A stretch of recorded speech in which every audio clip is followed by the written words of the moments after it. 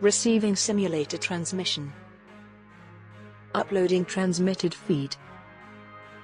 Initializing playback sequence. Alright Seipher, we're ready. Hey everyone, Seipher here, and welcome back to Seipher Plays Yugioh, Reshef of Destruction. In the last episode, we met with Paradox in China for some assistance in locating Sol Chevalsky and his castle. However, the enigmatic Guardian reiterated that if we were to have any chance of success in defeating Sol and stopping Reshef, we needed to truly awaken the Winged Dragon of Ra, and he urged us to find someone who knew how to unlock Ra's power before he would assist us. At Ashiza's advice, we traveled to Egypt to meet with her brother Merrick and his attendant Odeon. Both of them put up hard-fought duels against us, but in the end, we managed to succeed in unlocking Ra's battle mode. This time, we're returning to China to get Paradox to finally tell us where Sol Chevalsky is. Not that I don't know where he is, considering he's Pegasus. There's only one place that he probably could be at this point. That is a castle. Anyway, off to China we go. The Winged Dragon of Ra has awakened, I see. We did exactly what you said, Pops. Now come on, where's Pegasus hiding? Be patient. I've been living in the mountains for generations, and I've become bored. I feel like playing a game. It's very simple. You have to first catch me, then duel me. If you win, I'll tell you whatever you wish. But I won't be caught so easily. Whoa! What's up with that guy? Who knows? Let's go catch him. Yep, we are going to have to placate an old man's boredom. We are going to be going in for a long episode today. There are a lot of duels that we're going to be doing. But before we do that, I want to quickly go over my deck because I have made some adjustments. I got some powerful cards like this Flash Assailants and this Bistro Butcher. Basically traded up a lot of my attributes for stronger monsters or monsters with effects, like this new Doria, which Merrick had. Basically, my deck is starting to take on a more defined theme, focusing on occult monsters that will get powered up from the Yami field, and cards that'll give me a bunch of swarming potential, like with the Ancient Lamps and Revival Jams. Also that I can make the most of Seipher the Sky Dragon. All in all, it's a pretty powerful deck, I think, but we'll see as we get further on in. Now, this is going to be a bit of a longer episode, I think. We have a lot of duels to get through, starting with a Millennium Guardian here. Or rather, I should call these guys the Paradox Guardians, since they're not specifically like the Millennium Guardians that were protecting the Millennium items we found. We are in for a dual gauntlet this time, with this dual gauntlet functioning very differently than most. In Vanilla Reshef, this dual gauntlet will have all of our opponents start with 3,000 life points. However, we have to defeat them all in one sitting. It's kind of like the Elite Four in Pokemon. If you beat one and then walk away, not that you can technically walk away in the Elite Four in Pokemon, but you get my point. We will have to start all the way over from the beginning. So let's get this started. I'll proceed no further without going through me. Yeah. Alright, and he's going to start things off, and this is one of their favorite gimmicks, Restructure Revolution. They like to open with this. They all have this card. It is definitely a burden in the Vanilla Reshef where your life points don't recover. So, they all have monsters of varied attributes and types. They all have non-tribute monsters with 1500 attack or less. They all have no trap cards to speak of, but they do carry 3 copies of Restructure Revolution to do 200 points of damage per card in your hand, which on the starting turn, that is basically a death sentence. And they all have 2 tribute monsters that in Vanilla are divine types, so be wary if you're playing Vanilla. So let's quickly discard our Vampire Lord since we got it in our opening hand. And let's have our Rogue Doll destroy this. Now, while I did say that in specificity to all of them, each of these Guardians has a special card combo that we will see, or maybe not, depending on how unlucky they are. This first Guardian uses a Swarming combo using Karibo and multiply to fill up his field so that he can get sacrifices off. You'll want to make sure that you don't let him get any sacrifices off because of this. So let's hit him as fast and as hard as we can with our monsters. Already down to less than half. If this were regular Reshef, he'd already be dead, but oh well. Take that out. And easy peasy. Cool victory. Your deck capacity increased by 5. 50 domino was obtained. Seipher was obtained. Pretty decent wing beast. Most impressive, you deserve a card. Take this Karibo. So yeah, we get a Karibo for what is his normal card combo gimmick. The path is clear, you can advance. And we're back here. Huh? Where are we? We went into that tall building, but anyway, let's keep moving. Yeah, so basically, like I said, we are basically going to have to go through this quite a few number of times, starting with that first guy, and now we're going to move on to the second of the Paradox Guardians. And of course, he's starting out, and what are the chances that he gets Restructure Revolution in his opening hand? Oh well. We've got kind of a poor hand, if I'm being honest. Let's defend with our Earthbound Spirit. This second Guardian makes use of an early game strategy I floated back in the start of the series of using Baby Dragon and Time Wizard together.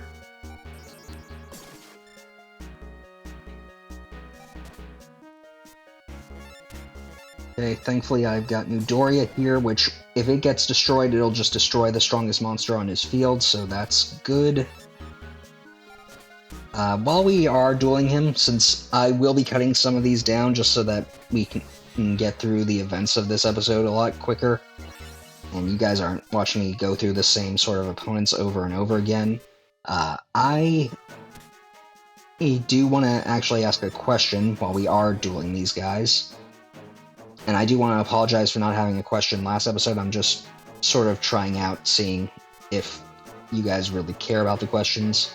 But for now, I want to ask to keep things simple, since I didn't ask back when we were dealing with Keith and the Neo-Ghouls. Which of the Millennium items is your favorite, and why? For me, personally, I like a certain item that doesn't get much play in the story. I've been fond of the Millennium Key since I first saw it. It seems like it has a really interesting power, and honestly, it feels like it has the most creative potential out of all the powers that the Millennium items have. It's not pigeonholed into anything specific, so it could be rather interesting if it had more screen time and given more opportunities, but oh well. Its bearer isn't one to really get involved in things, so gotta accept. Anyway.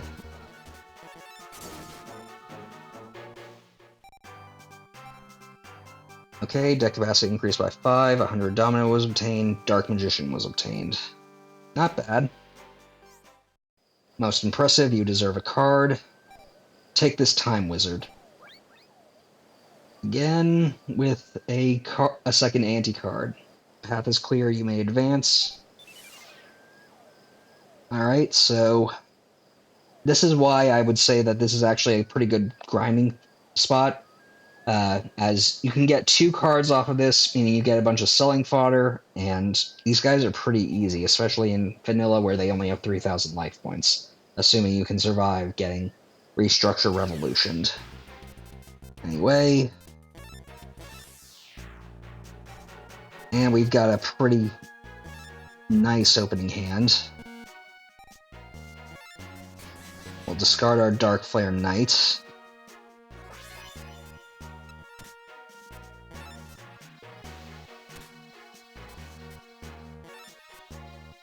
And start things off this way. Mirage Knight will split into 2. And we'll get our... I thought we would get our Vampire Lord back, but oh well. Let's just swarm the field with our Revival Jam. So, the third Millennium Guardian. He doesn't really have a card combo gimmick. He usually just focuses on getting relatively powerful non-tribute monsters on the field, which can be a little annoying, but it's alright. We should have no trouble dealing with him, I think. And we should be able to just finish him off with Yugi and Joey's favorite cards. Alright, opponent's out of LP, dual victory, deck capacity increased by 5, 150 Domino was obtained, Rare Fish was obtained. Again, pretty solid, but not the best. Most impressive, take this Giant Soldier of Stone. Pretty good card, honestly. We only have one copy of that from it randomly appearing in the shop, so being able to farm this would actually get you a good defensive monster. Anyway, on to the fourth Guardian.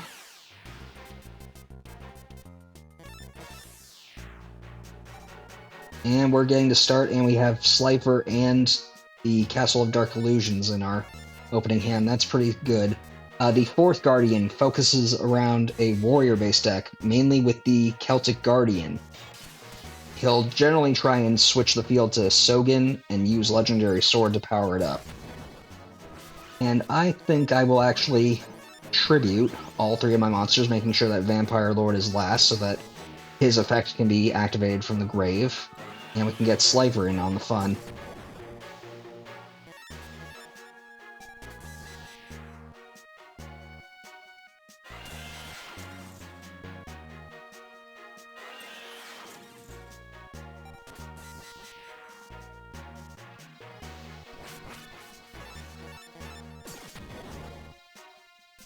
Alright, take him out. Thank you, Seipher. The capacity increased by 5, 200 Domino was obtained, Cosmo Queen was obtained. Most impressive, you deserve a card, take this Celtic Guardian. So yeah, that's actually another good one. Generally, grinding against Paradox Guardian 3 and 4 can get you some pretty solid cards to add to your deck, and all the monsters from beforehand can be sold to Solomon for a decent profit, especially in the Tolerable patch. So you may want to actually grind here. As for the fifth Guardian, he pulls out a Dragon deck and Thunder deck with a focus on the field spell Mountain, so pretty powerful.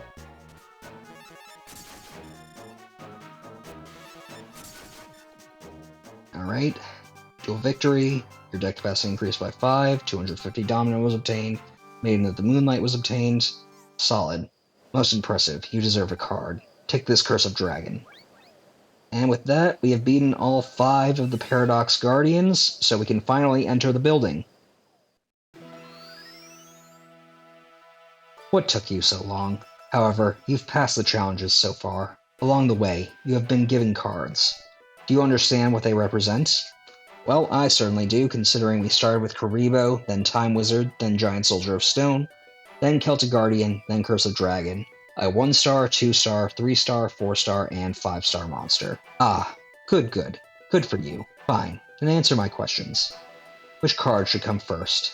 Celtic Guardian or Karibo? Karibo should, since it's a 1-star monster. Ah, good. You seem to understand. And which card should come fifth?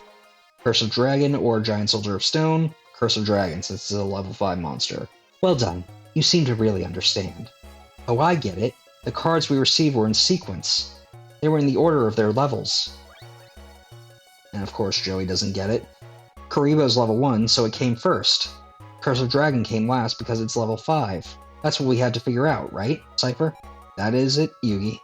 You still haven't passed all my tests. You claim to be a duelist, therefore we shall duel. Wouldn't have it any other way. So, the enigmatic standout of the Millennium Guardians is here to test us. Say hello to Paradox. He can basically be seen as an improved version of the Guardians we fought to get here.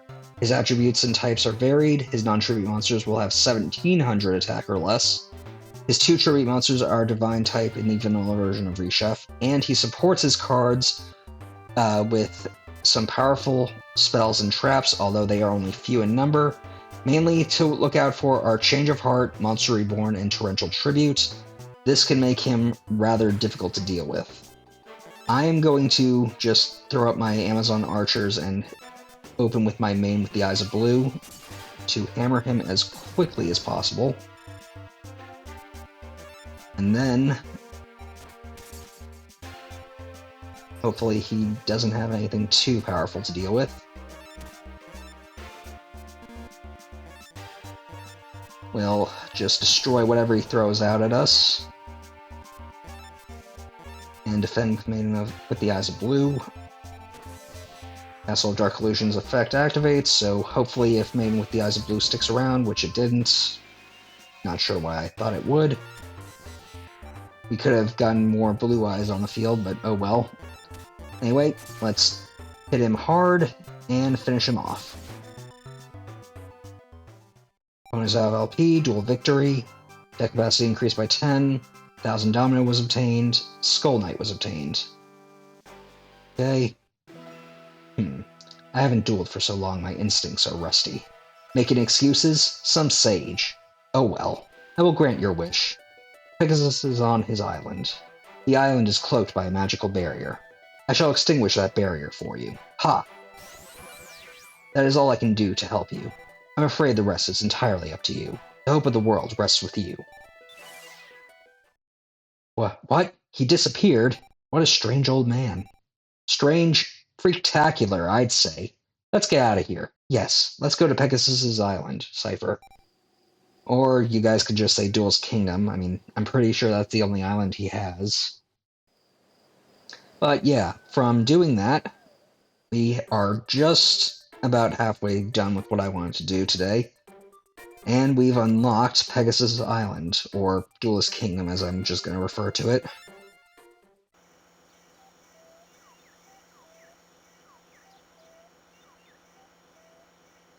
So, this is Pegasus's Island. Seto Kaiba has probably already gone ahead. I do not know what Pegasus is planning, but we cannot ignore Reshef the Dark Being. Harsh battles await, but don't succumb in the face of adversity. That we won't, and we have a cable car, so let's get on in.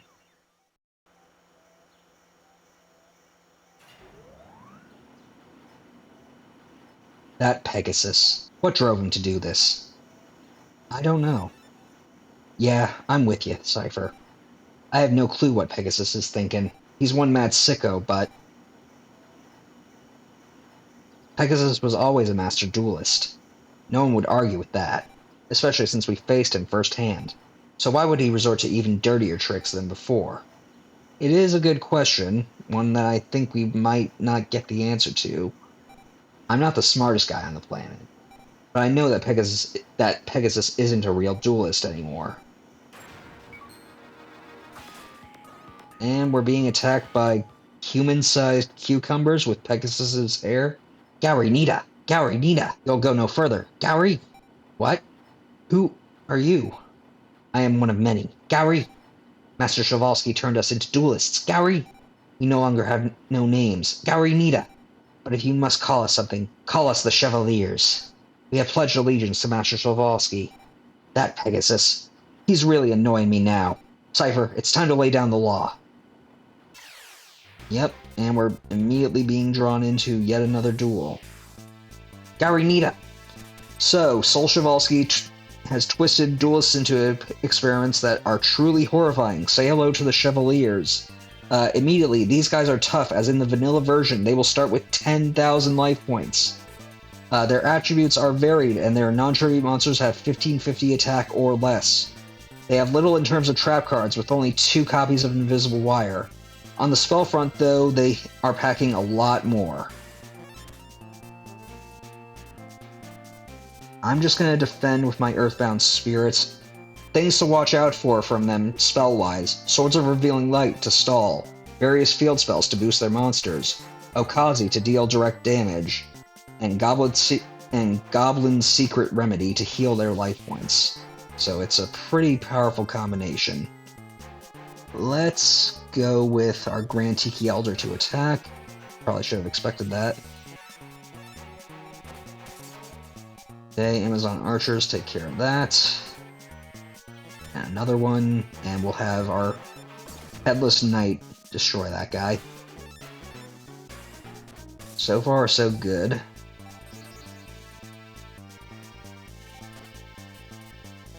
let's just do this. Use our Harpy's Feather Duster to destroy that. Midoriya will take care of the weakened Darkfire Dragon, and Headless Knight will get in some solid damage.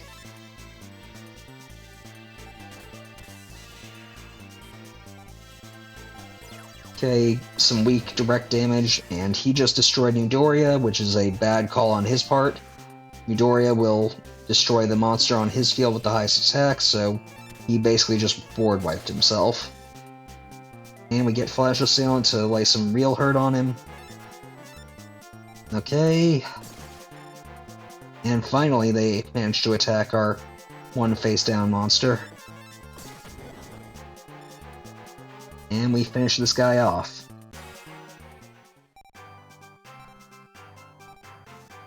Okay, about 10,000 Domino was obtained. That reminds me,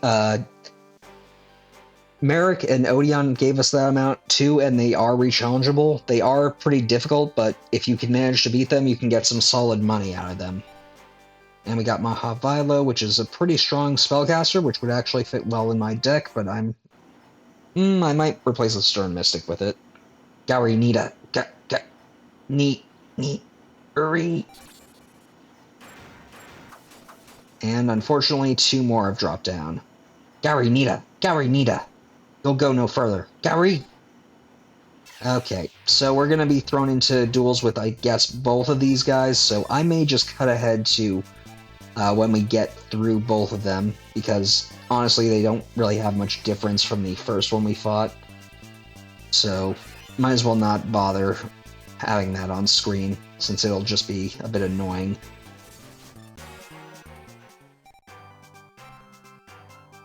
Victory, deck pass increased by 5, about 10,000 Domino obtained, Okazi was obtained. Gary Nita, neat, hurry. Gary Nita, we'll go no further, Gary! Okay, and I will just see you guys at the end of this duel too.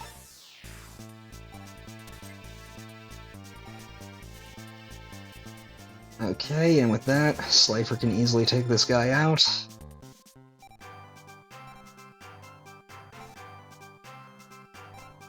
About 10,000 Domino obtained, Okazi obtained. Gary Nita, Uri. Alright, and looks like it stopped.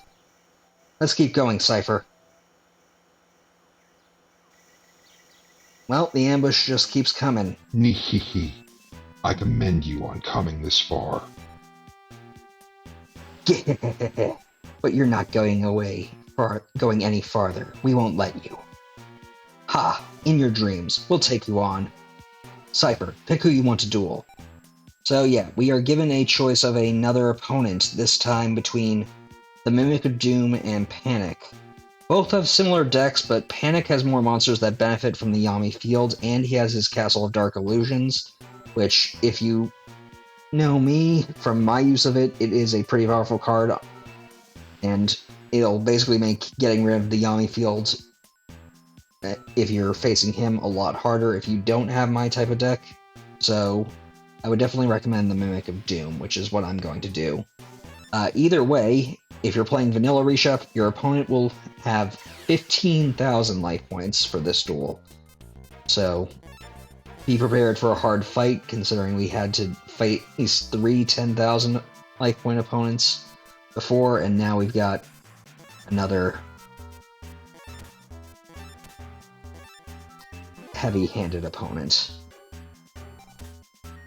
Thankfully, I seem to have a pretty good card going. Anyway, the Impersonator that represented Kaiba's Darkness is back. Welcome back, the Mimic of Doom. He's seen a significant power-up since we faced him back in the Galapagos. His monsters are mostly of the Fiend and Spellcaster types, being easily boosted by the Yami fields that he now calls home. Do not bother changing the field for advantage, as he has 3 copies of Yami in his deck, as does Panic, which is kind of pointless since he has the Castle of Dark Illusions. Let's throw this down and attack with one of our Revival Jams just to see what he's got. Okay, good. And now we'll just attack with our Fairy's Gift. His attributes are mainly focused on Dream and Light monsters, and his non-tribute monsters have 1600 attack or less. I believe that Panic, like before, focuses on Shadow and Fiend type monsters. His spell and trap support has become a bit more streamlined. He has Megamorph to buff his own monsters, 3 copies of Swords of Revealing Light to stall. Get used to that. We're going to be seeing every major opponent going forward, or that isn't a Chevalier, basically have 3 copies of Swords of Revealing Light in their deck. Just the tool of the trade, I guess. And they have Invisible Wire for powerful single monster removal, so be prepared to lose monsters. Alright, opponent's out of LP, dual victory, deck capacity increased by 10, 800 Domino was obtained, Wall of Illusion was obtained.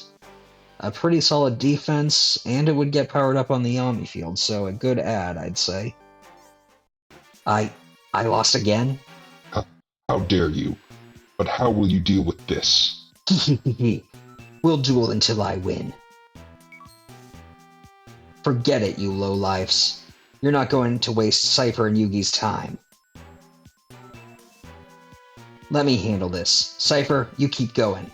By yourself? Heh, I know it. I'm in over my head. I don't have any Egyptian god cards. That's why you have to keep going, Seipher. Make sure you take down Pegasus. I would say that if we had actually chosen Joey back all the way when we were first getting on the Duel Express, we would actually have that scene play out a bit differently, with a flashback. A scrub is challenging me? How amusing. You think you can beat the 2 of us by yourself? Don't make me laugh. You 2 are all talk. Why don't you shut your mouths and duel? This guy, he's pretty good, but I can't lose. I refuse to lose. Seipher, what are you waiting for? Go on!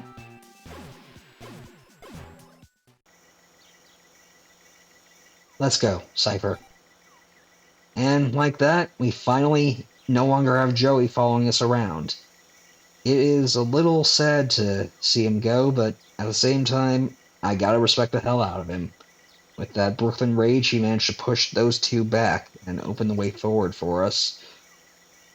Anyway, well, friend, you're down, but we will soldier on.